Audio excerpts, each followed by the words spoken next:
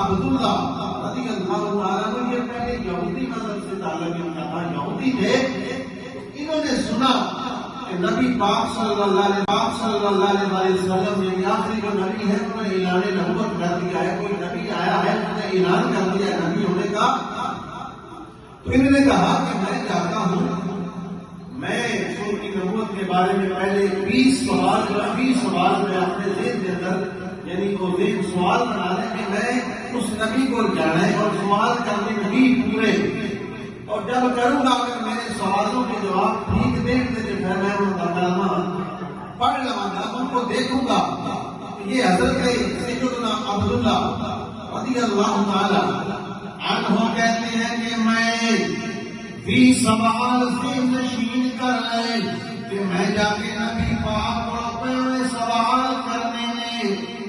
تھوڑا راجے بھی لڑائی کرنے کہ پتہ نہیں میرے سوالوں کے جواب وہ دے یا نہ دے، مشکل ترین اس نے سوال بنائے 20 سوال۔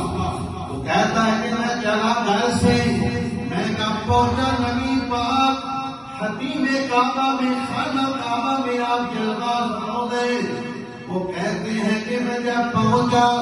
میں نے نبی پاک پر جب پہلی نظر ڈالی میرے سوال سارے بھول گئے،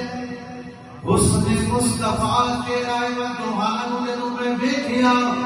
میرے سوال سارے بھول گئے، میری زبان میں جو نکلیا لا الہ الا اللہ محمد رسول اللہ، سوال بھول گئے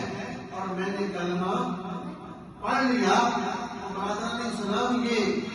نبی پاک صلی اللہ علیہ وسلم کے حسن و جمال کا کمال تھا۔ نبی پاک صلی اللہ علیہ وسلم کے یہ غلام پڑھے اور کلمہ پڑھا اور بآواز بلند کہا، کہتے ہیں کہ میں نے کہا کہ جس نبی کا اتنا حسن خوبصورت چہرہ ہے کہ کسی جھوٹے کا چہرہ ہو سکتا نہیں، یہ کسی جھوٹے کا چہرہ نہیں ہو سکتا۔ تو صحابہ